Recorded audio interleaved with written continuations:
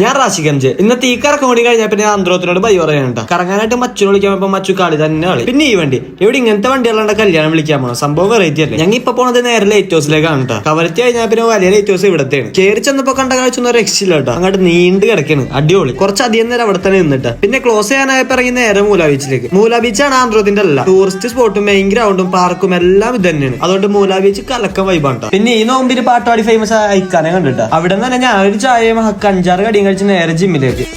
ഇതാണ് ഹക്കിന്റെ വർക്കൗട്ട്. ഇതെന്റെ ജിമ്മിൽ പോയിരുന്നതുകൊണ്ട് ഹക്ക് നല്ലോണം ക്ഷീണിച്ചിട്ടുണ്ടായി. അതുകൊണ്ട് തന്നെ കൂള് മേടിക്കാൻ വന്നേക്കണം. ഇതാണ് ഇവിടുത്തെ കൂള്. അത് കഴിഞ്ഞപ്പോ ഞാനും അഷ്ഫാഖും പിന്നെ 3 കകമാരും കൂടി മീൻ പിടിക്കാൻ പോണാണ്. ഈ കാണുന്ന വണ്ടിയൊക്കെ ഇപ്പോഴും ഉണ്ട് കേട്ടോ. നാട്ടിലെ വലിയ ബോട്ടിലൊക്കെ പോയിട്ടുണ്ടെങ്കിലും ഇതിൽ കടലിൽ പോകണം ആദ്യമായിട്ടാണ്. പോകാനായിട്ട് മുർഫിനെ വിളിച്ചു വരുത്തി. തുടക്കമൊക്കെ അടിപൊളിയായിരുന്നു. കടലിലെത്തി നിർത്തിയിട്ടപ്പോഴാണ് ശരിക്കും പെട്ടെന്ന് മനസ്സിലായത് 3-4 മണിക്കൂർ കടലിൽ നടക്ക് ചാടിക്കണം. ആദ്യമൊക്കെ മീൻ പിടിക്കാൻ കണ്ടിരുന്നിട്ട് ഇരുന്നിരുന്ന് തിന്ന് പുറത്തേക്ക് വരുന്നതായപ്പോ ഞാൻ കണ്ണടച്ച് കിടന്നിട്ട് ബോട്ട് അവിടെ നിന്ന് എടുക്കണവരെ ഞാൻ കിടക്കായിരുന്നു. ഇതും കൂടി കഴിഞ്ഞാൽ പിന്നെ നാളെ ഞാൻ കപ്പലേറേണ്ട നേരെ മിനിക്കോയ്ക്ക്.